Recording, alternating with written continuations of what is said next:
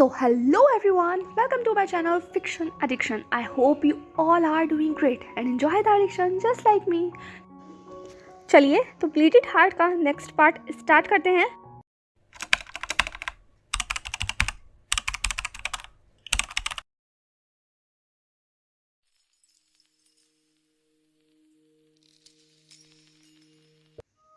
जंग के मैदान में कोहराम मचा हुआ है। जहाँ तक देखो या जहाँ तक निगाह जाएगी वहाँ सिर्फ बर्बादी ही बर्बादी है। लोग किससे लड़ रहे हैं कोई नहीं जानता, क्योंकि सामने एक ना खत्म होने वाली फौज है। जितना ज़्यादा लानवांग जी की वो पूरी फौज हमला कर रही थी, उतना ही ज़्यादा वो लोग बेकाबू होते चले जा रहे थे। किसी को कुछ समझ नहीं आ रहा था कि आखिरकार ये जंग कब खत्म होगी। इतने दिन हो गए थे, पूरा 1 महीना गुजर गया था इस जंग के मैदान में। जितना ज़्यादा वो कोशिश करते थे, जितना ज़्यादा वो लोगों को ख़त्म करते थे, उतने ही ज़्यादा लोग उनके सामने आते चले जाते थे। अब तो बहुत सारे लोग थक भी चुके थे, घायल थे। पर परेशानी ये नहीं थी, परेशानी थी लोगों के दिमाग से खेलते हुआ वो अजीब सा साया। यहाँ लोग एक डर महसूस कर रहे थे। हर एक के दिमाग में एक आवाज़ जैसे गूंजती रहती थी, और जो उस आवाज़ के साए में, उस आवाज़ के काबू में आ जाता था, वो उसी के इशारे पर नाचने लग जाता था, कठपुतलियाँ बनने लग जाता था। और इसीलिए लानवांग जी की आर्मी धीरे धीरे कम हो रही थी। पर कोई पीछे हटने के लिए तैयार नहीं था, क्योंकि उनका अल्फा मजबूत था और उनका अल्फा उन्हें लीड कर रहा था। उस बैटल फील्ड के अंदर पूरी तरीके से डेमोनिक पावर हावी हो गई थी उस प्योर पावर के ऊपर। और ये डेमोनिक पावर बहुत खतरनाक है, बेकाबू है। इंसान को इंसान रहने नहीं दे रही है, दिमाग से खेल रही है, काबू कर रही है और उनको उन्हीं के खिलाफ इस्तेमाल कर रही है। अब तो स्ट्रॉन्ग गोल्डन कोर वाले अल्फा भी इसकी हद में आ चुके हैं। इस वक्त हर क्लान अपनी अपनी अल्फा फॉर्म में था। लान क्लान, जियांग क्लान अपनी ड्रैगन फॉर्म में थे। वहीं दूसरी तरफ नाय क्लान इस वक्त वुल्फ फॉर्म में था। मो क्लान अपने लाइकन्स और वेम्पायर्स के साथ बैटलफील्ड में उतरा हुआ था। इस क्लान में जितने भी बीटा सोल्जर्स थे वो सब आगे लीड कर रहे थे, और वहीं ड्रैगन आसमान में अपनी अपनी जगह लेकर खड़े हुए थे।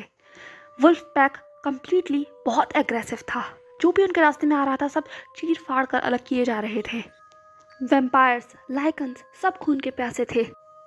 हाँ, उनकी शक्तियाँ धीरे धीरे कम हो रही थी, पर सब फुल मून की नाइट तक टिकने का इंतज़ार कर रहे थे, क्योंकि एक बार अगर फुल मून की नाइट आ गई तो इन सभी अल्फाओं की शक्ति पूरी 100 गुना बढ़ जाएगी। और वो फुल मून की नाइट इनका लीडर, इनका ट्रू ब्लड अल्फा कंप्लीटली उस फॉर्म में होगा जिसे हरा पाना लगभग नामुमकिन होगा। इसीलिए इन्हें सिर्फ फुल मून की नाइट तक टिकना है।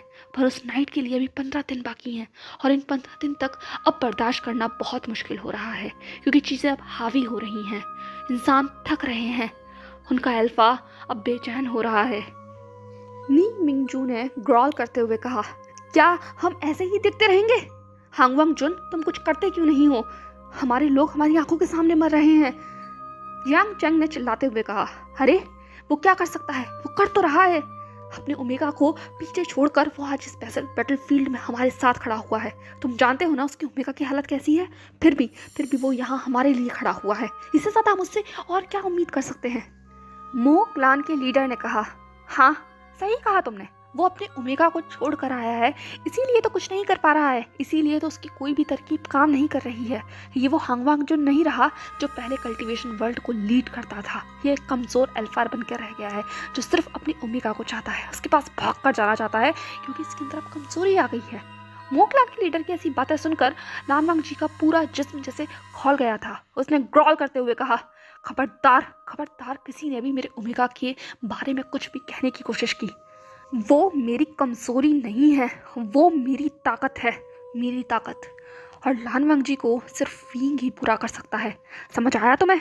और हांगवांग जुन के सामने अगर तुमने अपनी आवाज़ उठाने की कोशिश की तो सबसे पहले तुम्हारी लाश यहाँ नजर आएगी। भूलो मत कि तुम इस वक्त किसके सामने खड़े होकर बात कर रहे हो। मुझे 1 सेकंड नहीं लगेगा तुम्हें राख बनाने में। मोकलान का लीडर ने कहा, अरे तो तुम्हें रोका किसने है? मुझे ही मार सकते हो तुम, क्योंकि तुम्हारी इतनी हिम्मत तो है नहीं कि तुम इस सब को जीत कर दिखा सको। हांगवांग जुन, तुम्हारी सिर्फ बातें ही बातें हैं, तुम किसी काम के नहीं, किसी भी काम के नहीं। जैसे ही मोवाइन ने ये बात कही वो तुरंत हवा में कहीं गायब हो गया। वांग जी ग्रॉल कर उसके पीछे जाना चाहता था, पर लैन शिचैन ने उसे रोकते हुए कहा, रुक जाओ वांग जी, नहीं, तुम उसके पीछे नहीं जा सकते।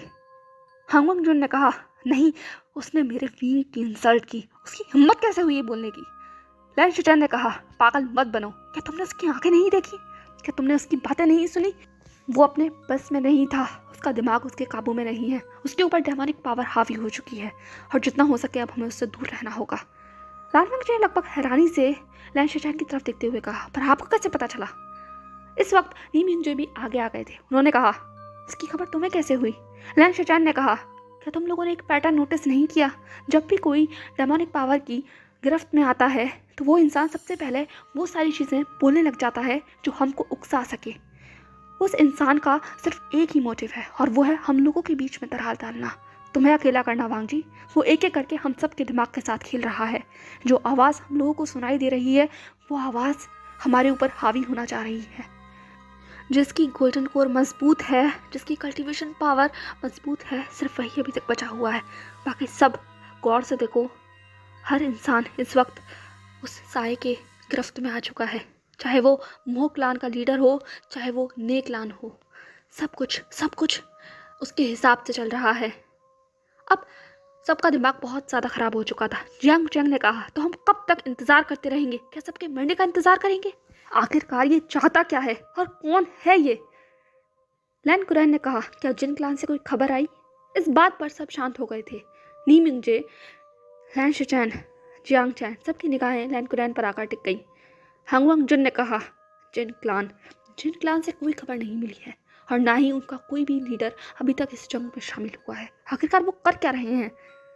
लैन कुरैन ने कहा, मुझे लगता है कि इन सब के पीछे जिन क्लान का ही हाथ है। जैसे ही वैन क्लान खत्म हुआ था उसके बाद जिन क्लान के अंदर अजीब सी चीज़ें होने लग गई थी और एकाएक जिन गोंगशाओ की मौत और उसके बाद एकाएक जिन गोंगयाओ का गायब हो जाना और फिर जिन वेही, वहाँ की क्वीन, एक एक कर सारा साम्राज्य तबाह हो गया। पर कैसे हुआ, किसने किया, कोई नहीं जानता। नी मिंगजो ने क्रॉल करते हुए कहा, ज़रूर इसके पीछे उस जिन गोंगयाओ का हाथ है। वही है आस्तीन का सांप।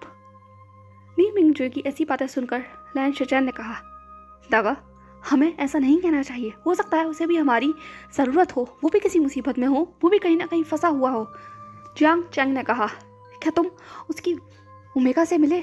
उसकी ओमेगा को तो उसके बारे में कोई ना कोई जानकारी होगी, उसे पता होगा कि आखिरकार उसके साथ हुआ क्या, वो ऐसे ही कैसे गायब हो गया।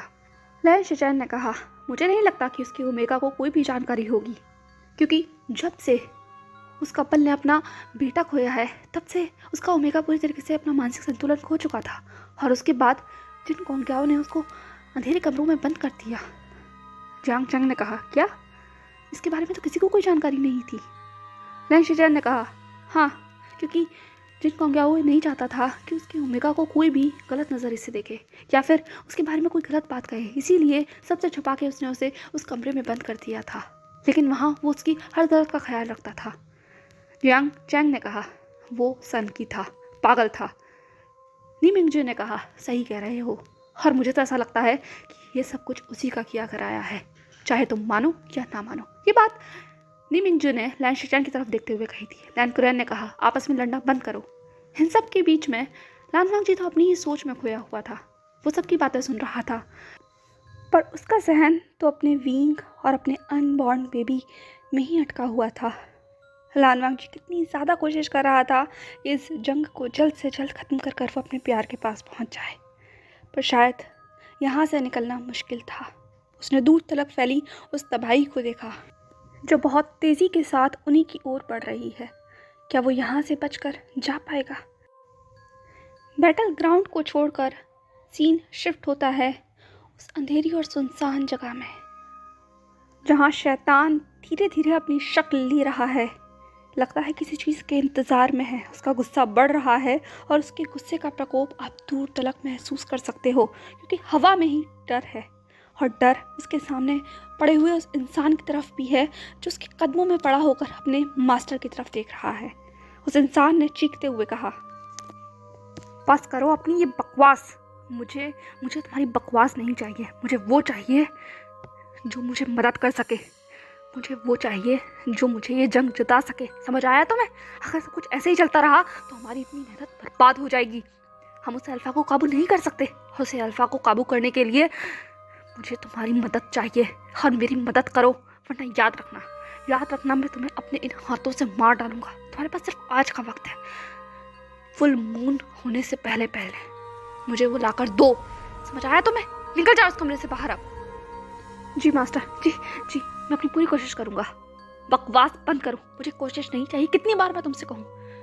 या तो करो या फिर मरने के लिए तैयार हो जाओ। तुम्हारी जान सिर्फ आज रात के ऊपर निर्भर है। हम निकल जाओ यहाँ से। जी मास्टर जी। ये कहता हुआ वो शख्स उस कमरे के बाहर आ गया था। उस शख्स की आंखें अब पूरी तरीके से डार्क नजर आ रही थी। उसका चेहरा सख्त था। उसने अपनी मुट्ठियों को भींचते हुए कहा, अब तो तुम्हें ये सब कुछ करना ही पड़ेगा शुयांग, वरना ये तुम्हें जीने नहीं देगा। और तुम विंग, तुम मुझे वो दोगे। अब तो वो बॉस सरेन भी जा चुकी है। अब तो तुम अकेले हो, और तुम तक पहुंचना अब आसान हो जाएगा। ये कहते हुए शुयांग के चेहरे के ऊपर वो अजीब सी मुस्कुराहट आ गई थी। वो मुस्कुराहट जो उसके उन खतरनाक इरादों को बताने के लिए काफ़ी थी।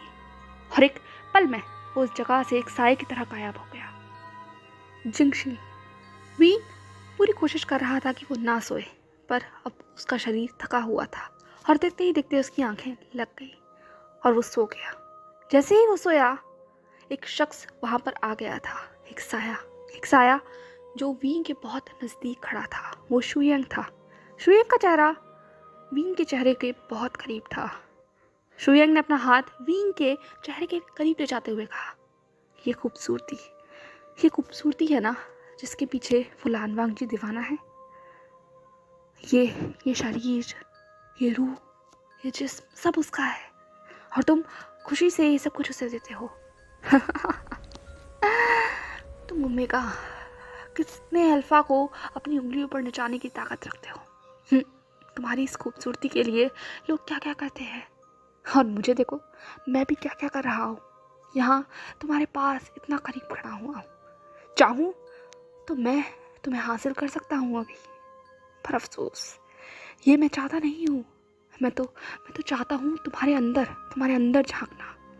मुझे झांकने दो ना, मुझे अपने अंदर जाने दो। विंग, मेरी आवाज़ सुनो विंग।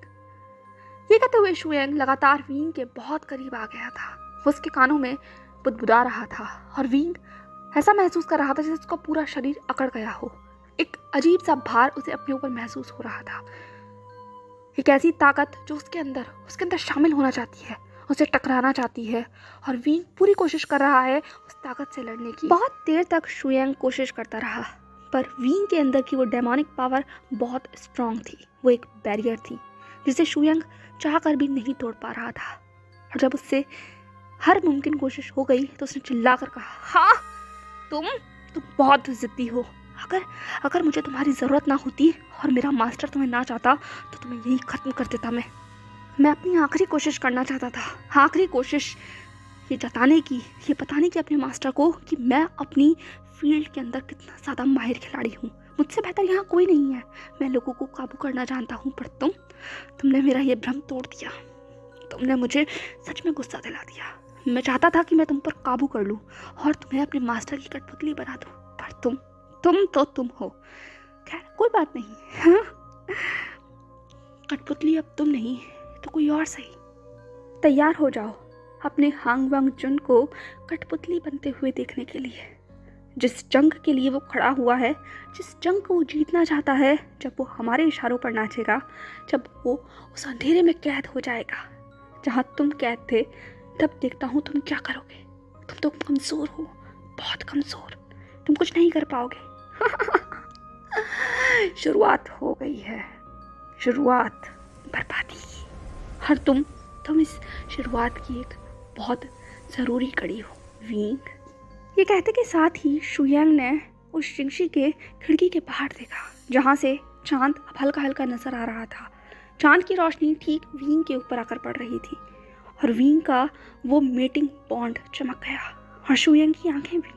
वो इतनी देर से इस चांद की रोशनी का ही तो इंतजार कर रहा था। जैसे ही चांद की रोशनी विंग के उस मेटिंग बॉन्ड पर पड़ी, शुयांग ने वहाँ पर एक पाउडर जैसा कुछ छिड़का, जिससे वींग का पूरा शरीर नम हो गया। यही कहो कुछ गहरी नींद में चला गया। आज फुल मून नाइट से ठीक 15 दिन पहले वाली रात है और आज के दिन चांद की रोशनी अलग होती है, क्योंकि परिवर्तन होना शुरू हो चुका है और ये रोशनी एक प्योरनेस की निशानी है। जैसे ही वींग का शरीर गहरी नींद में चला गया, शुयांग ने वींग के उस मीटिंग बॉन्ड के पास एक कट लगाया और कट लगते के साथ ही खून बाहर बहने लगा। वो खून जो बहुत प्योर है, वो खून जो अल्फा और ओमेगा का है, वो खून जो उन दोनों को बांध कर रखता है। और उस खून को शुयांग ने बहुत ही सावधानी के साथ एक ग्लास की बोतल में भरना शुरू किया। कुछ ही पल में वो छोटी सी बोतल भर चुकी थी और शुयांग ने तुरंत वींग के उस जख्म पर एक मरहम लगाया और वो जख्म वापस भर गया, पर उसका निशान तो रह गया था। खैर, इस बात से शुयांग को कोई लेना देना नहीं था, क्योंकि उसका काम तो बन चुका था। उसने उस बोतल को अपने हाथ में बहुत कस कर पकड़ा, एक आखिरी बार वींग की तरफ देखा और फिर उस हवा में वहीं गायब हो गया जहाँ से वो आया था। फुल मून नाइट से ठीक 1 हफ्ता पहले बैटलफील्ड। ये क्या हो रहा है? अरे नहीं नहीं नहीं, रोको उसे, रोको। अरे ये सब कुछ हो क्या रहा है? हांग वंग चुन, बचाइए मुझे। नहीं नहीं। हर तरफ चीख पुकार मच रही है, तबाही हो रही है और हर चीज़ अब खूंखार है, बेरहम है, बेपरवाह है। अब ये बैटलफील्ड पूरी तरीके से खून से सन चुका है। हर तरफ सिर्फ चीख है, लाशें हैं और तबाही है। इसके अलावा और कुछ नज़र नहीं आ रहा। जो बचे कुछ लोग हैं वो भी अब गिरकर वहीं ज़मीन पर मर रहे हैं, चीख रहे हैं, चिल्ला रहे हैं, तड़प रहे हैं दर्द से, और सबकी निगाहें सिर्फ हांग वांग चुन के ऊपर है। और वो भी अब बैटलफील्ड के अंदर बिल्कुल बेसहारा सा खड़ा हुआ है। हर चीज़ अब उसकी हद से पार हो गई है। लैन शिचैन ने कहा, वांग जी ये आसान नहीं है। सब कुछ हमारी बर्दाश्त से बाहर हो चुका है। हमें नहीं लगता कि हम यहाँ से जीत पाएंगे। जियांग चैंग ने लगभग चीखते हुए कहा, हाँ, अपने पीछे देखो। जैसे ही सबकी निगाहें पीछे घूमी, मान लो सबकी जान के हलक में आ गई हो, क्योंकि सामने का नज़ारा बहुत भयानक था। उस मैदान के बीचों बीच एक शक्ति अपनी स्थिति को बता रही थी, अपनी उपस्थिति दर्ज करा रही थी, ऐसी कल्पना को हर सेकंड के साथ कर रही थी जिसे देखकर सब भौचक्के रह गए। उस मैदान की हर लाश को लाकर मान लो एक तरीके से उस शक्ति के अंदर मिला दिया गया हो, और सामने जो खड़ा हुआ था वो एक बेरहम इंसान की शक्ल ले रहा था। वो दानव था, शैतान था, या खुद नर्क से निकला हुआ एक राक्षस, कोई नहीं कह सकता था। पर आज इतने समय के बाद शायद इनके उस दुश्मन ने अपनी शक्ल दिखा ही दी, या दिखाने के लिए तैयार है। देखते ही देखते वो दानव इतना ऊंचा हो गया कि उसका कद उन सब के सामने सबसे ऊंचा था। उस बैटल फील्ड की हर लाश पिघलकर उस इंसान के पास आकर जुट चुकी थी, उस राक्षस के पास आकर इकट्ठा हो चुकी थी, और उस राक्षस ने उन सारी लाशों के उस घोल से एक तरीके से अपने जैसे ना जाने कितने सारे छोटे छोटे राक्षसों की एक फौज तैयार कर दी। इन राक्षसों में ड्रैगन्स थे, वुल्फ थे, बिल्कुल वैसी ही शक्ल रखने वाले जैसे ये अल्फा उनके सामने खड़े हुए थे। जो उन पूरी फौज को देख रहा था वो यही महसूस कर रहा था जैसे मान लो उनका ही एक प्रतिलिपि उनके सामने आकर खड़ा हो गया हो, उनका ही स्वरूप, उनकी ही कॉपी। और इनसे वो कैसे लड़ेंगे? वो खुद से ही कैसे लड़ सकते हैं? हर एक का गला सूखा हुआ था, सबकी आंखें खुली हुई थी, और सभी के जिस्म में करंट दौड़ रहा था, डर दौड़ रहा था। पर किसी के कुछ कहने की हिम्मत ही नहीं थी, क्योंकि सब समझने की कोशिश कर रहे थे, और इन सब के सबसे आगे खड़ा हुआ था हांग वांग चुन।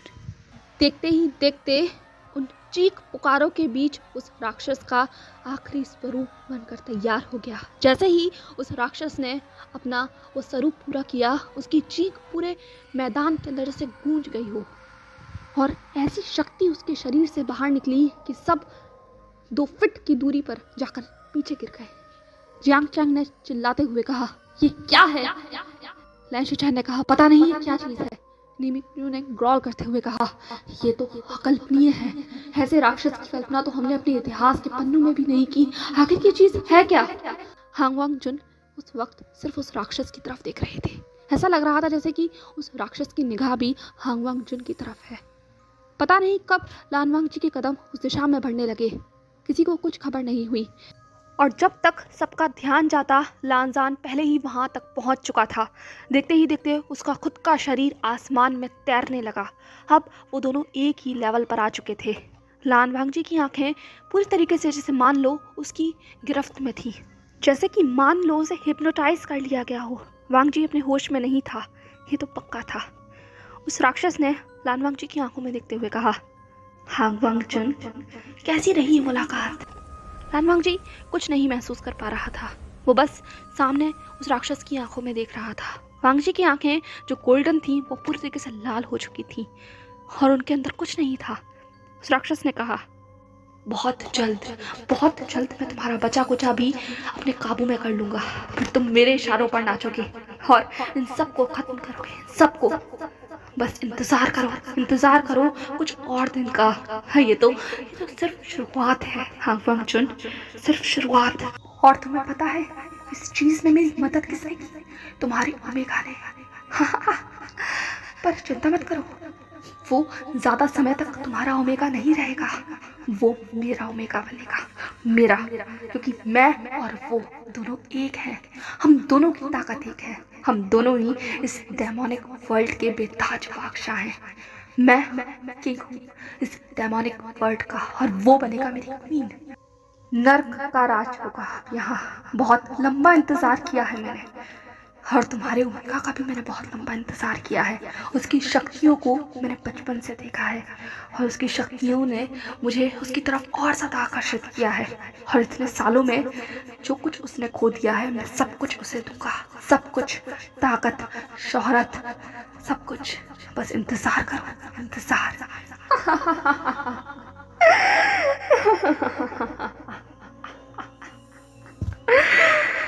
बहुत मजा आएगा, सिर्फ कुछ दिन और उस फुल मून की रात आने दो, उसके बाद देखना सब कुछ तबाह हो जाएगा, सब कुछ। सिर्फ नर्क का राज होगा, सिर्फ नर्क का।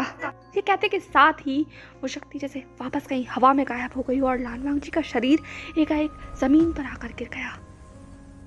लानजान! विंग चीख कर जिंगशी में जाग चुका था।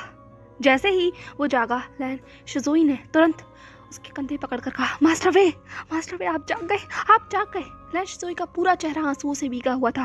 विंग के चेहरे पर पसीना था, डर था, तकलीफ थी, दुख था, हर चीज थी। ये समझ लो कि उसने अभी वो सब कुछ देखा जो कुछ उस बैटलफील्ड में हो रहा था, या उसे महसूस किया। विंग ने अपनी डरी हुई आंखों से लैन शिजोई की तरफ देखते हुए कहा, तुम यहाँ क्या कर रहे हो? लानजार कहाँ है? मास्टर वे, आप होश में आ गए। लैन शिजोई लगातार बस यही बात बोल रहा था। विंग ने कहा, मैं होश में आ गया, इस बात से क्या मतलब है? मैं भी कुछ पल पहले ही तो सोया था, मुझे तो होश में आना ही था। मुझे ये बताओ, तुम यहाँ क्या कर रहे हो? लान वांगजी कहाँ है? मेरी बातों का जवाब दो। लैन शिजोई ने कहा, नहीं मास्टर, नहीं, आप अभी नहीं सोए। आप पिछले 7 दिन से सो रहे हैं। हम सब कितना ज़्यादा डर गए थे। सारे लैंड हीलर्स यहाँ आकर आपको देख गए, पर कोई कुछ नहीं समझ पा रहा था। सबको बहुत डर लग रहा था, मुझे भी। और मैं बस यहाँ बैठकर आपका इंतजार कर रहा था। विंग का तो पूरा शरीर कांप गया। 7 दिन, वो 7 दिन से सो रहा है, पर उसे कैसे कुछ पता नहीं चला? मास्टर, अभी ये सब कुछ सोचने की जरूरत नहीं है, हमें जल्द से जल्द यहाँ से निकलना होगा। जल्दी चलिए। विंग ने कहा, पर कहाँ? पर इससे पहले कि वो दोनों कुछ कह पाते, उस जिंगशी का दरवाज़ा एक झटके के साथ खुल गया। लैन शिजोई का तो पूरे चेहरे का रंग उड़ चुका था और विंग की आंखें भी खुली रह गई। सामने से एक आवाज़ आती है, इतनी भी जल्दी क्या है? ओह माय गॉड, ये चैप्टर तो सच में बहुत इंटेंस था। आखिर आगे होने क्या वाला है? क्या ये जंग सब कुछ खत्म कर देगी? और आखिरकार ये शख्स है कौन? इसके इरादे तो सच में बहुत खतरनाक हैं, पर क्या ये अपने इरादों में इतनी जल्दी कामयाब हो पाएगा?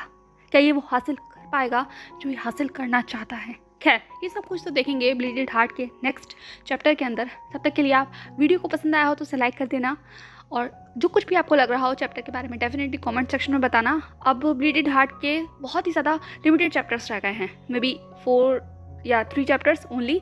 तो जल्दी वीडियो को कमेंट करना, और जो कुछ भी आप सोच रहे हो वो डेफिनेटली कमेंट सेक्शन में बताना। और एक बहुत बड़ी बैटल होने के लिए तैयार है, और ये जंग ही फैसला करेगी कि आखिरकार असली मास्टर है कौन। तो ये सब कुछ हम जानेंगे नेक्स्ट पार्ट में। तब तक के लिए स्टे सेफ, स्टे हैप्पी।